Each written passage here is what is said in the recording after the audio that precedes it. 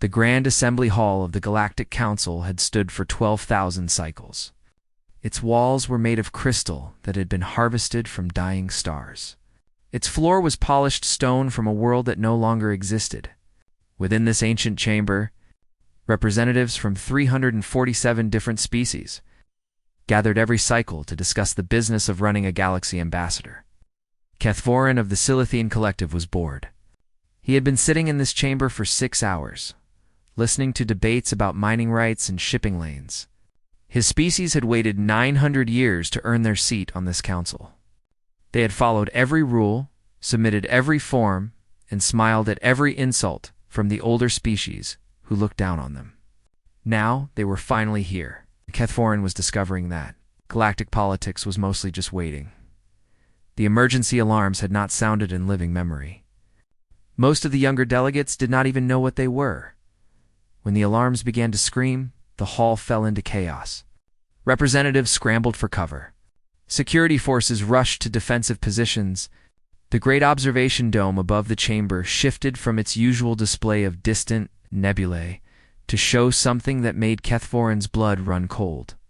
Ships. 47 of them. They had emerged from fold space at the edge of the system, and they were heading straight for the council station. These ships did not match any design in the galactic database.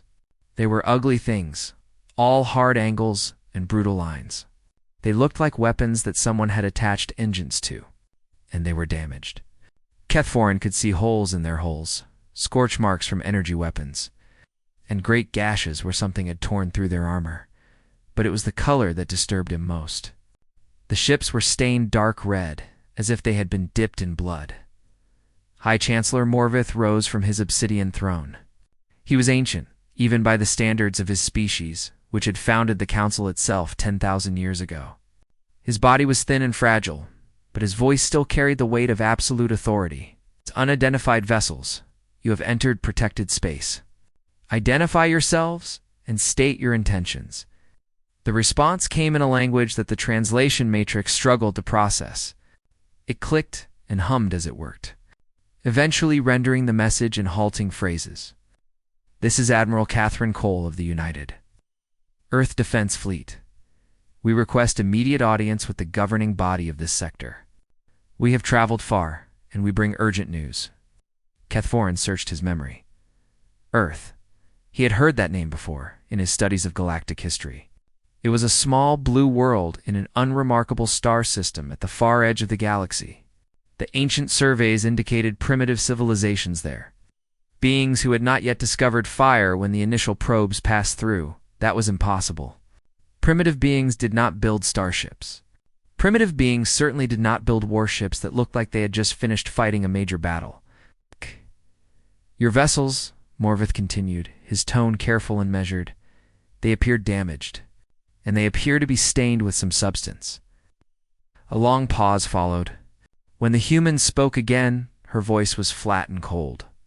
The stains are not our own blood, Chancellor. They belong to the Varith Dominion. What remains of it? The translation matrix processed the words. A collective gasp echoed through the assembly. Kethvorin felt his heart stop beating for a moment. The Varith Dominion was a nightmare that parents used to frighten their children. They controlled a vast territory beyond the Council's reach. A predatory empire that had consumed 17 civilizations over the past millennium. They were not members of the Council because they had refused membership.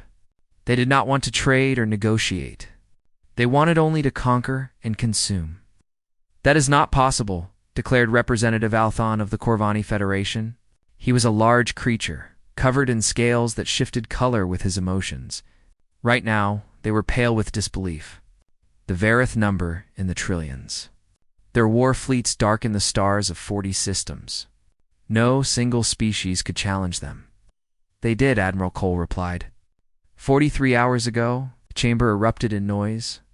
Every species was talking at once, their translators creating a wall of overlapping sound. Kethvorin watched the holographic display showing the human fleet. The ships hung motionless in space, waiting. They did not seem concerned by the weapons that the Council's defense platforms had trained on them. High Chancellor Morveth raised one thin hand, and the chamber fell silent. You claim to have destroyed the Verith Dominion, he said slowly. An empire that has terrorized the outer regions for 1,000 years. An empire that we, with all our resources, have never been able to challenge. And you did this in 43 hours? No, Chancellor Cole responded. The campaign lasted 3 years. The final battle lasted 43 hours. The Verith homeworld fell 2 days ago. We came here directly from the field of battle. We did not have time to clean our ships. Kethvorin stared at the red-stained holes on the display. That was blood. Real blood from real beings. The humans had killed so many Verith that their blood had coated the exterior of their ships. Why have you come here? Morvith asked. What do you want from us? We want nothing from you, Cole said. We came to introduce ourselves. The galaxy should know that humanity exists now. We are no longer hiding. We are no longer weak. And we are no longer prey.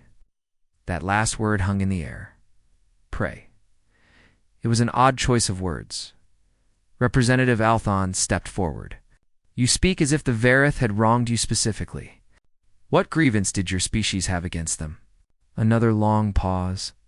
When Cole spoke again, her voice was different. Harder, colder. Where survey probes passed through our system. They noted our existence and moved on. We were beneath your notice. What your probes did not detect was that the Verith had found us 2 centuries before. They came not as explorers or diplomats. They came as hunters. Kethvorin felt a chill run through his body. They took our people, Cole continued. They harvested us like animals. For 300 years, they bred us in their facilities, used us for labor, for entertainment, for food. They ate us, Chancellor. They considered us livestock. Chamber was utterly silent. Even the translators seemed to hold their breath. We have spent 3 centuries preparing for this war. We built our fleet in secret. We trained our soldiers in silence. We learned everything we could about our enemy while pretending to be the harmless primitives they believed us to be. And when we were ready, we struck. Admiral Cole's voice softened slightly, but only slightly. We freed 4 million of our people from their processing centers. 13 million more had already been consumed. We will never forget that number, and we will never allow it to happen again. Morvith sat back on his throne, his ancient face unreadable. The Council will convene an emergency session to discuss this matter. In the meantime, your fleet may dock at the outer platforms. You will be provided quarters and refreshments. Thank you, Chancellor, Cole replied. We will await your decision. The transmission ended. The holographic display showed the human fleet beginning to move toward the docking platforms, their blood-red hulls gleaming in the starlight. Kethvorin looked around the chamber at the representatives of 347 species. He saw fear in their eyes. Not fear of the Verith, who were now destroyed. Fear of the humans, who had destroyed them. A new power had announced itself to the galaxy, and nothing would ever be the same again. Admiral Catherine Cole had not slept in 4 days.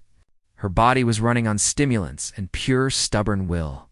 As she walked through the crystalline corridors of the Council Station, she kept her back straight and her face calm. She would not show weakness in front of these aliens, who had ignored humanity's suffering for so long. Commander Daniel Price walked at her side. He was a tall man with broad shoulders and a face that looked like it had been carved from stone. His left arm was a prosthetic, a replacement for the limb he had lost in the assault on Verith Prime. The mechanical arm still sparked occasionally, damaged in the final battle, but he refused to let the medical team repair it until the mission was complete. Behind them came Lieutenant Maria Santos, the fleet's chief tactical officer. She was small and quick, with dark eyes that missed nothing. Dr. Henry Walsh walked beside her, serving as both medical officer and diplomatic advisor. He was an older man with gray hair and gentle hands that had saved thousands of lives and ended thousands more. The Council's security forces escorted them through passages that seemed designed to remind visitors of their own insignificance. The ceilings were impossibly high. The walls displayed images of ancient victories and honored heroes from species that had ruled the stars. Before humans had learned to make fire, Catherine did not feel insignificant. She felt tired. She felt angry, and she felt determined to make these comfortable politicians understand what humanity had endured. The executive chamber was smaller than the main assembly hall, but no less impressive. 7 beings sat around a curved table made of some dark material that seemed to absorb light. These were the founders, the species that had created the Galactic Council and still controlled its most important decisions. High Chancellor Morvith sat at the center. To his left was Representative Althon of the Corvani Federation, his scales now a deep blue that suggested concern. To his right was a being that Catherine could not identify, a creature made of what appeared to be living light. Admiral Cole Morvith said, gesturing to an empty space before the table. "Thank you for accepting our invitation. We have many questions." "I will answer what I can," Catherine replied. "Let us begin with the obvious question," Morvith said. "How does an unknown species emerge from obscurity and destroy an empire that has terrorized this galaxy for 1,000 years?" Catherine had prepared for this question. She had rehearsed her answer 100 times during the long journey from Vareth space. But standing here in front of these ancient beings who had watched humanity suffer and done nothing, she found that her rehearsed words meant nothing.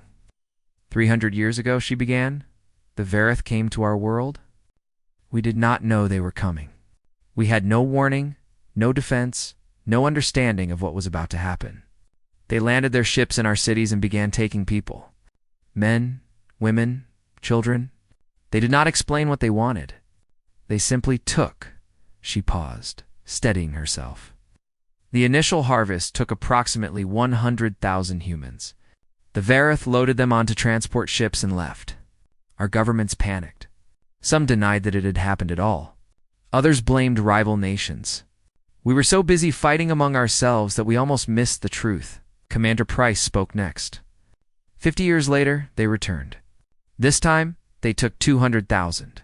By then, we had developed radio technology, and some of our scientists managed to track the Vareth ships as they left our system.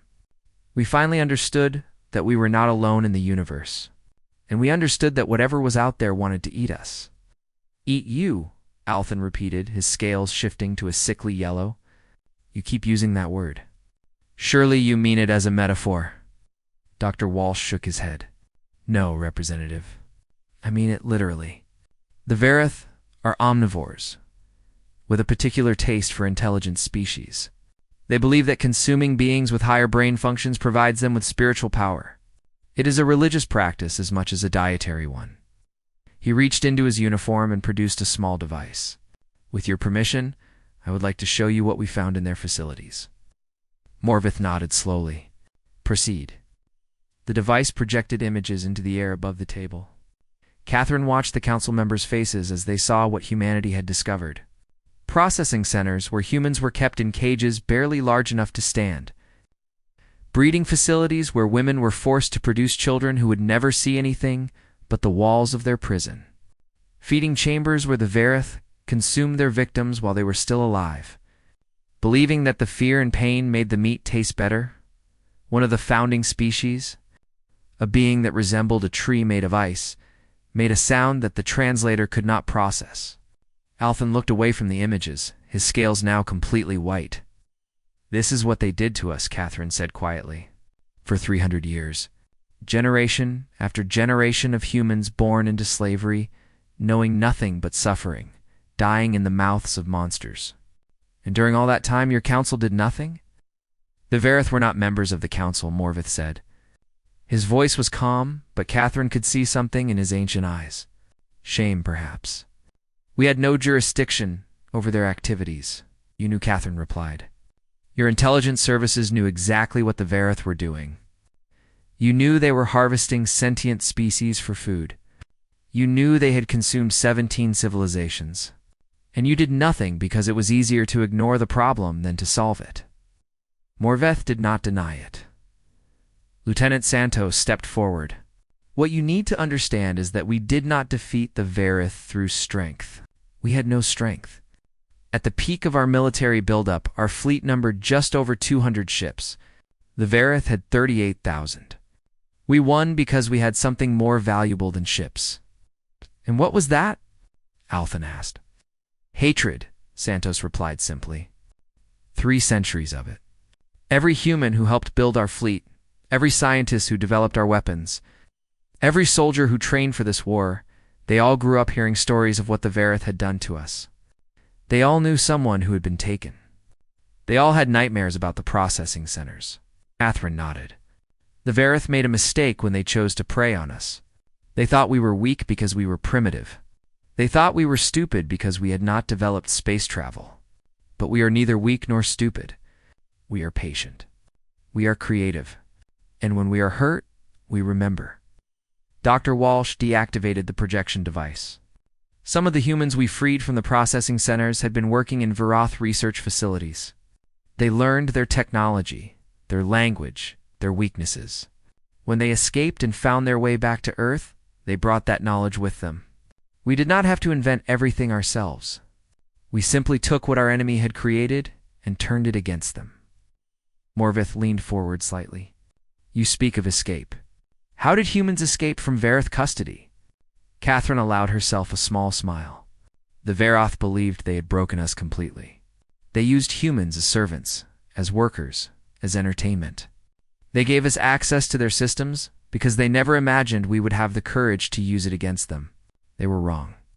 She looked around at the founding species, meeting each of their gazes in turn. We are here now because we want the galaxy to know who we are. We are not victims anymore. We are not livestock. We are humanity, and we have proven that we are capable of destroying anyone who threatens us.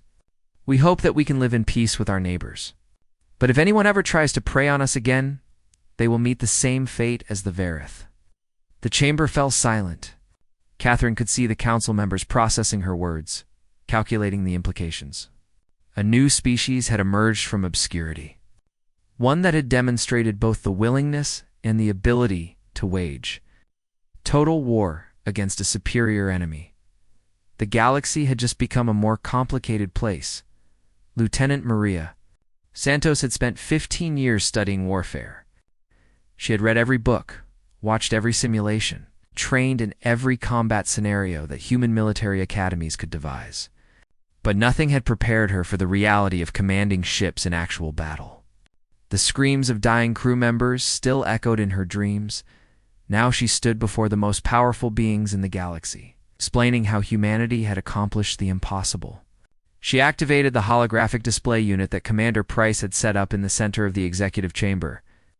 The air filled with images of stars, planets, and the red dots that represented Vareth territory. The Vareth Dominion consisted of 42 primary systems, she began. Their homeworld, Vareth Prime, sat at the center of their territory like a spider in a web. From there, their leadership controlled everything. Military movements, food distribution, communication networks, all of it flowed through Vareth Prime. She zoomed out the display to show the full extent of the empire. The council members made sounds of discomfort as they saw how much space the Varath had controlled. Their fleet numbered approximately 38,000 vessels of various classes. Their ground forces exceeded 500 billion soldiers across their occupied territories. By any reasonable calculation, they should have been unbeatable. Representative Althan spoke. And yet you beat them with 200 ships. That seems like a story from mythology, not military history. Santos nodded. If we had tried to fight them directly, we would have been destroyed in ours. 200 ships against 38,000 is not a battle. It is suicide. So we did not fight them directly. She manipulated the display to show the first phase of the campaign. Humans have developed many ways of fighting over our history. When a smaller force faces a larger one, the smaller force does not charge into battle and hope for the best. Instead, it looks for weaknesses. It strikes where the enemy is not expecting. It uses speed and surprise to overcome strength.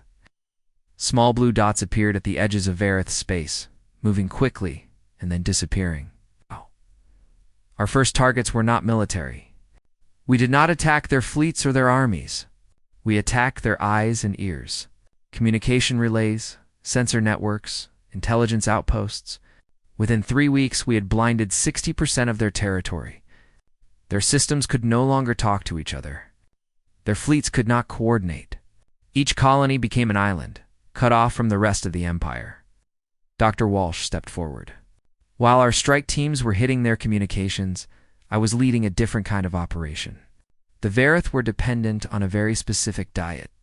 Their bodies required certain proteins that could only be found in processed organic matter. They had developed massive agricultural operations to produce food for their population.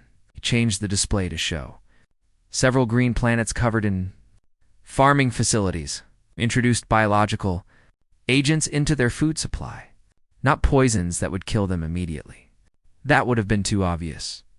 Instead, we created diseases that attacked their crops, their livestock, and the processing plants that turned raw materials into edible food. Within 2 months, famine had begun to spread across their territory.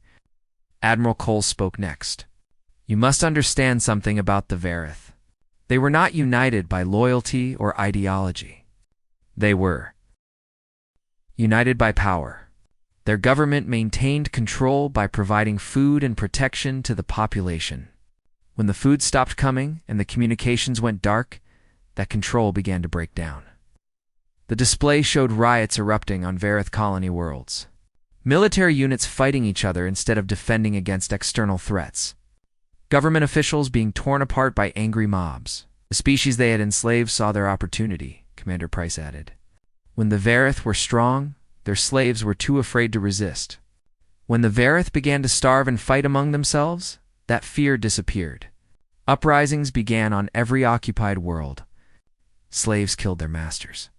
Prisoners escaped from labor camps. The Empire began to eat itself. Santos resumed her explanation.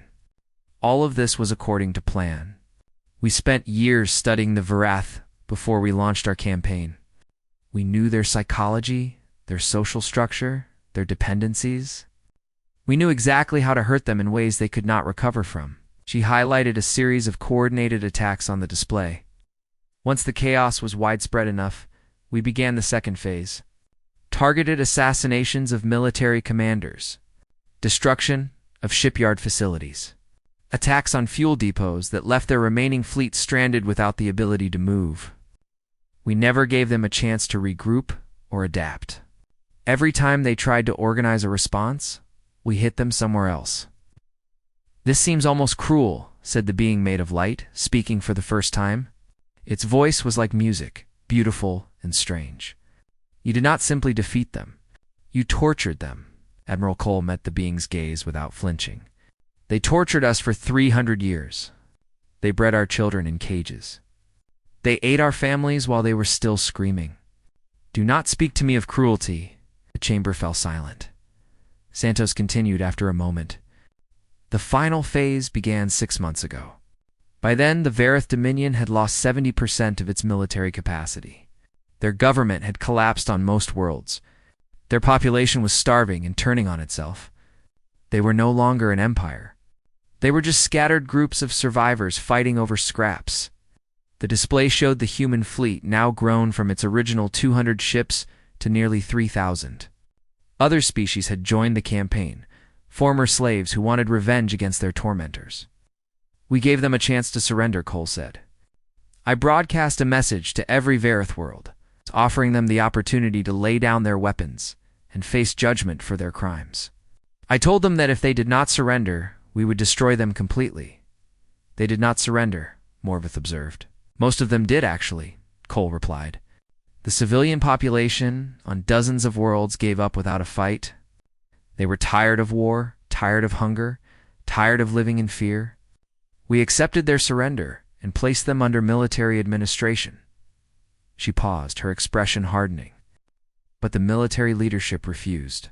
They gathered what remained of their fleet at Vareth Prime and prepared for a final stand.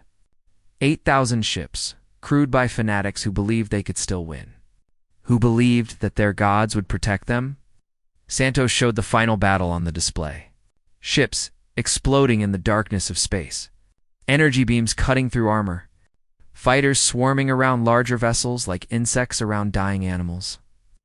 The Battle of Varath Prime lasted 19 hours. We lost 147 ships and 62,000 soldiers. They lost everything. The display showed the human fleet in orbit around the Vareth homeworld. The planet below was burning. We landed ground forces to secure the remaining processing centers and free any surviving captives. Then we systematically eliminated every member of the Varath military and government who had participated in the harvest of sentient species. How many? Althan asked quietly. 47 million, Cole replied. We killed 47 million Varath in the ground campaign. Not soldiers defending their homes, war criminals who had participated in genocide. We recorded their names, documented their crimes, and executed them according to the laws of war. The being of light spoke again. And the rest? The civilians, the children, those who did not participate? They live, Cole said, under our supervision, for now. We are not monsters. We did not seek to exterminate the Varith species. We sought to end the system that had allowed them to prey on others. That system is now destroyed. Santos deactivated the display. The campaign is complete. The Varith Dominion no longer exists. The species they enslaved have been freed. The processing centers have been shut down. Humanity has achieved its objective. She looked around at the council members, seeing the shock and fear in their eyes. We did not do this alone. Dozens of species joined our cause once they saw that victory was possible. But we started it. We planned it. We led it. And we finished it. Admiral Cole stepped forward. Now you know what humanity is capable of. We hope you'll remember it. Dr. Henry Walsh had been a healer all his life. His hands had stitched wounds, set bones, and delivered babies on 3 different worlds. He had sworn an oath to protect life and reduce suffering, standing before the Galactic Council. He wondered if that oath meant anything anymore. The Council had requested a detailed account of what humanity had found in the Varith processing centers. They wanted evidence of the crimes that had justified the destruction of an entire empire. Henry understood their need to know. He also wished he could forget everything he had seen. The first facility we liberated was on a moon called Kethron 7, he began, keeping his voice steady through years of practice. Our intelligence suggested it was a medium-sized operation, holding approximately 50,000 captives. We landed 4,000 soldiers and expected to encounter light resistance. He activated his datapad and projected images onto the chamber's display system. The council members shifted uncomfortably as they saw the facility's exterior. A gray structure that seemed designed to crush the spirit of anyone who looked at it. The resistance was not light. The Varith garrison fought to the last soldier. We lost 800 people taking that facility. When we finally broke through the main doors, we understood why they had fought so hard. The images changed to show the interior. Row after row of cages, stacked from floor to ceiling. Each cage contained a human being. Most of them were barely alive, their bodies wasted from malnutrition and abuse. They had been bred there. Henry continued. Generation after generation. Born in cages, living in cages, dying in cages. The oldest humans in that facility were 40 years old. None of them had ever seen the sky. None of them had ever walked more than 10 steps in any direction. They did not know what Earth was. They did not know that anyone was coming to save them. Commander Price spoke. The medical teams worked around the clock for 3 weeks, treating the survivors and preparing them for transport. Many of them could not walk. Their muscles had never developed properly because they had never had room to move. Some of them could not speak. They had been punished so severely for making noise that they had become permanently silent. The children were the worst, Henry said quietly. The Varith considered human children to be a delicacy. The processing centers bred them specifically for consumption. We found records indicating that over 8 million children had been eaten at that single facility over the past century. The being made of light made a sound that might have been weeping. Even High Chancellor Morvith seemed disturbed, his ancient face showing emotion for the first time. We liberated 17 facilities during the campaign, Henry continued. Each one was worse than the last. The Varath had been perfecting their methods for centuries. They knew exactly how much food to provide to keep humans alive but too weak to resist. They knew how to breed for maximum yield. They treated us like livestock because to them, that is exactly what we were. Admiral Cole stepped forward. I want to be clear about something. The images Dr. Walsh is showing you are not propaganda. They are not exaggerations. They are documentation of what we found, recorded by our soldiers as evidence for war crimes tribunals. Every Varath we executed was given a trial, presented with evidence of their crimes, and offered the opportunity to defend themselves. How many defended themselves? Elthan asked. Uncle replied. They did not believe they had done anything wrong. In their culture, preying on lesser species was a religious duty. They expected us to understand this. They expected us to accept it. She paused, her expression hardening. We did not understand. We did not accept. And we made sure they knew why they were dying. Lieutenant Santos spoke next. The ground campaign on Vareth Prime was the largest military operation in human history. 12 million soldiers landed on the planet's surface over a period of 3 days. Our primary objective was to secure the Central Processing Complex, the largest facility in the Dominion. She showed images of the assault. Human soldiers advancing through burning streets. Vareth fighters being cut down by precision fire. Buildings collapsing as artillery strikes hit their foundations. The Vareth military leadership had retreated to the processing complex, believing that we would not destroy it while human captives were still inside. They were using our own people as shields. What did you do? Morvith asked. We went in after them, Santos replied. Room by room, corridor by corridor. We fought through 47 levels of that FAQ. Illity, killing every Vareth soldier we encountered. It took 6 days. We lost 90,000 soldiers in that building alone. Dr. Walsh continued the story. I entered the facility with the medical teams once the fighting was over. What we found in the lower levels will haunt me until the day I die. He showed images that made several council members look away. Humans in various stages of processing. Bodies hanging from hooks. Children in cages waiting to be taken to the feeding chambers. We saved 4 million people from that facility.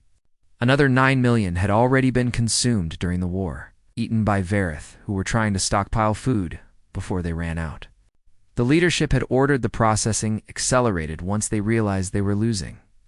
Commander Price's mechanical arm sparked as he clenched his fist. I found my sister in that facility. She had been taken in the harvest 40 years ago. I spent my entire career hoping I would find her, hoping I could bring her home. He paused, his voice breaking slightly. She was in the feeding chamber when we arrived. I was 3 minutes too late. The chamber was absolutely silent. Admiral Cole spoke quietly. Every human who fought in this war has a story like that. Every one of us lost someone to the Vareth. Parents, children, siblings, friends. We did not fight for abstract principles or political goals. We fought because we loved people who were taken from us, and we wanted to make sure it never happened again. She looked at the council members, her eyes fierce. You ask why our ships are stained with blood? You want to know why we killed 47 million Varath in the ground campaign? The answer is simple. They earned it. Every death we dealt was payment for a death they had inflicted on us. Every Varath we executed was a murderer, a torturer, a monster who had participated in genocide. And what happens now? Morvith asked. The Vareth Dominion is destroyed. Your vengeance is complete. What does humanity want from the future? Dr. Walsh answered. We want to heal. We have 4 million traumatized survivors who need care. We have an entire species worth of grief to process. We have veterans who will carry the scars of this war for the rest of their lives. Lieutenant Santos added, we want security. We have proven that we can defend ourselves, but we would rather not fight another war. We want to establish defensive alliances with species who share our values. We want to make sure that no one ever looks at humanity and sees prey again. Commander Price spoke last. We want justice. There are other predatory species in this galaxy. Other empires that prey on the weak. We know their names. We know where they live. For now, we are tired. We need to rest and rebuild. But we have not forgotten what was done to us, and we will not forget what is being done to others. Admiral Cole nodded. Humanity is not asking for charity or special treatment. We are not begging for a seat at your table. We have earned our place in this galaxy through blood and sacrifice. All we ask is that you recognize what we are and what we have accomplished." She stood tall, her uniform still bearing the stains of battle. "We are humanity. We were prey. Now we are predators. And we will never be victims again." Morvith studied her for a long moment. Then he nodded slowly. "The Council will deliberate on your status. We will inform you of our decision." Cole nodded and turned to leave, her delegation following behind her. As they walked out of the chamber, every eye in the room followed them. The galaxy had met humanity, and humanity had made an impression that would never be forgotten. The executive session lasted for 3 standard days. Ambassador Kethvorin watched the closed doors of the council chamber and wondered what was being decided behind them. The human delegation had returned to their flagship, a vessel they had named Remembrance, and waited in silence for the verdict. During those 3 days, news of humanity's arrival spread across the galaxy. Communication networks that usually carried trade. Reports and political gossip were suddenly filled with stories about the species that had destroyed the Varith Dominion. Some called them heroes. Some called them monsters.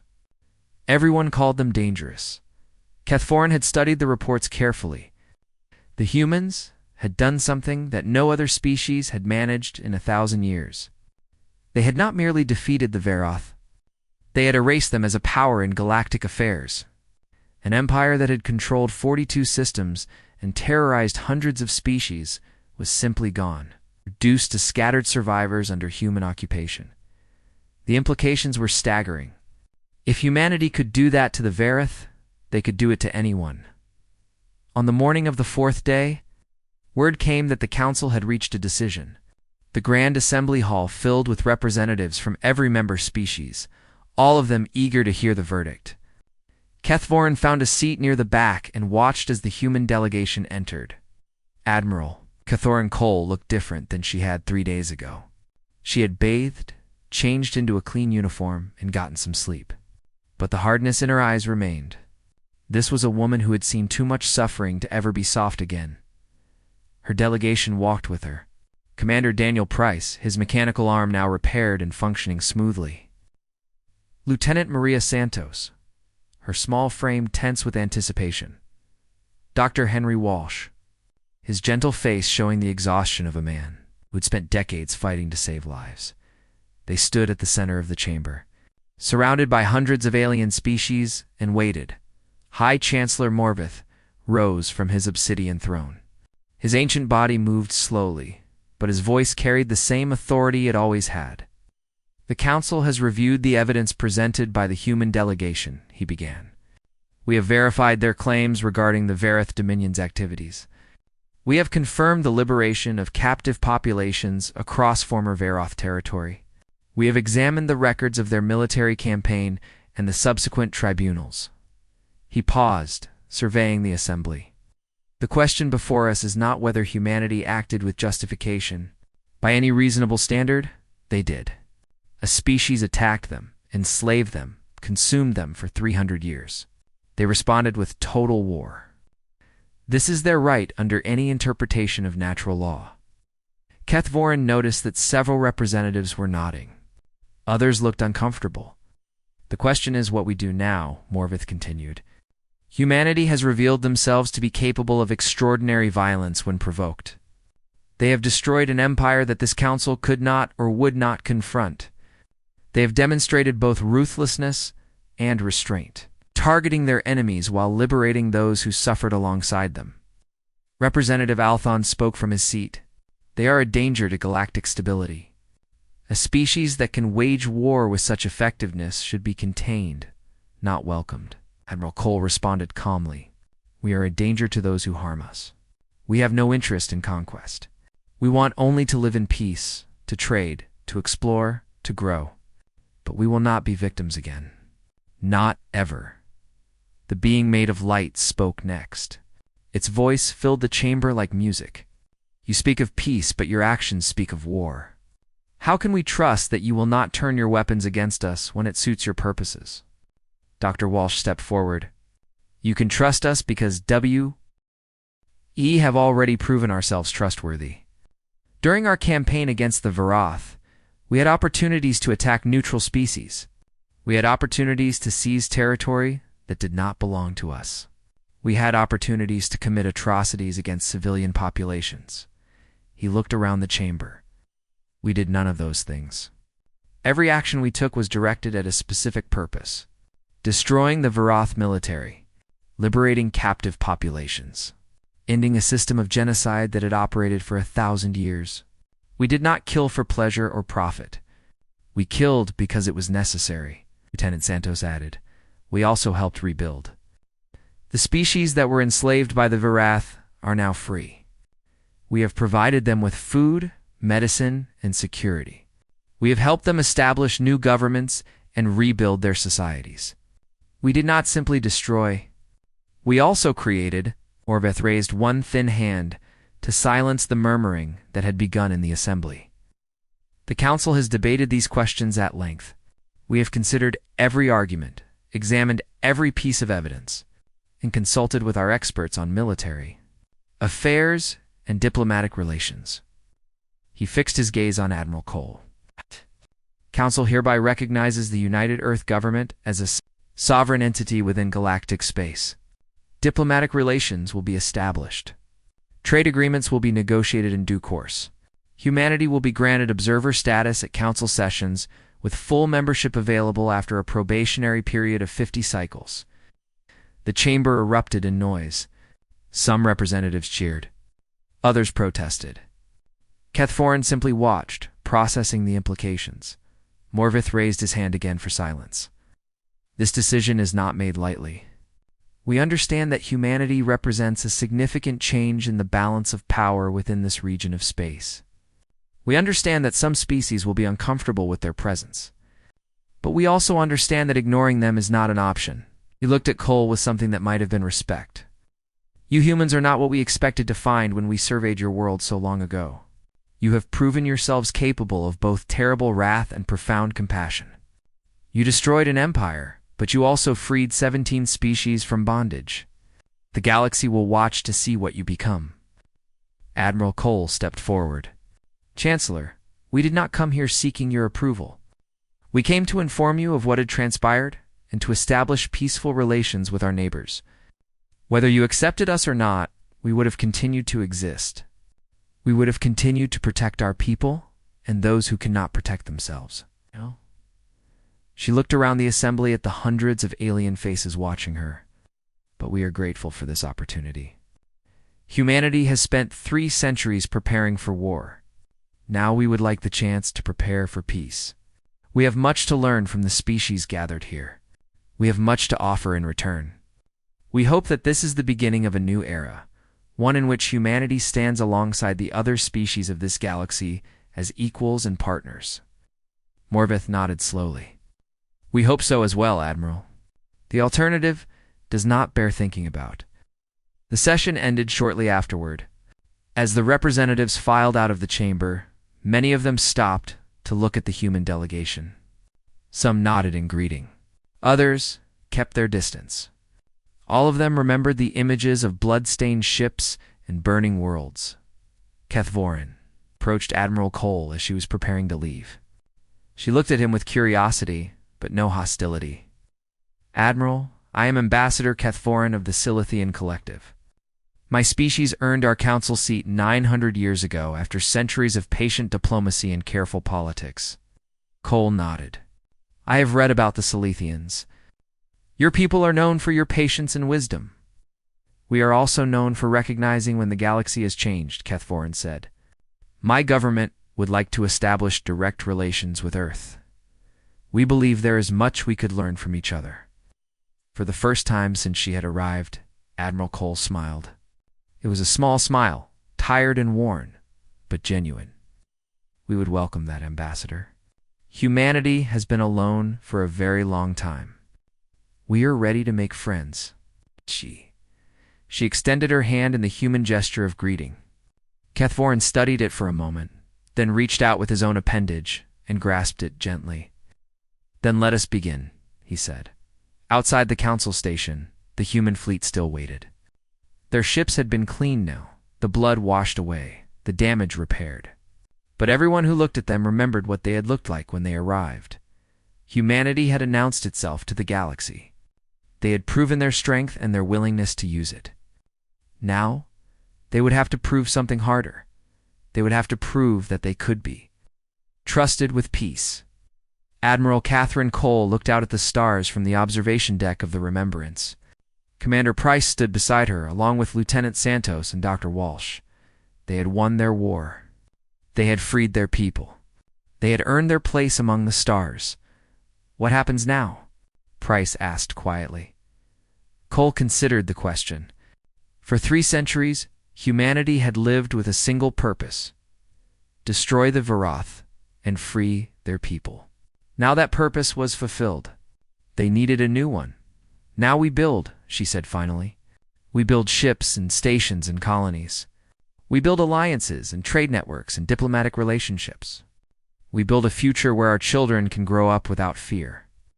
She turned to face her officers, the people who had fought beside her through the darkest days of the war. We came here with blood on our hulls and fire in our hearts. We showed the galaxy what we are capable of when we are threatened. Now we need to show them what we are capable of when we are not. Dr. Walsh nodded. Healing takes longer than hurting, but it matters more. Santos smiled grimly. And if anyone tries to hurt us again? Cole's eyes hardened for just a moment. Then she relaxed and shook her head. Then they will learn what the Varith learned. But until that day comes, we focus on building. We focus on growing. We focus on becoming something better than we were forced to be. She looked out at the stars one more time. Humanity has arrived. Now let us see what we can become. The fleet began to move, leaving the council station behind. 47 ships that had once been stained with the blood of their enemies now sailed toward a future they had earned through sacrifice and determination. The galaxy watched them go, and the galaxy remembered.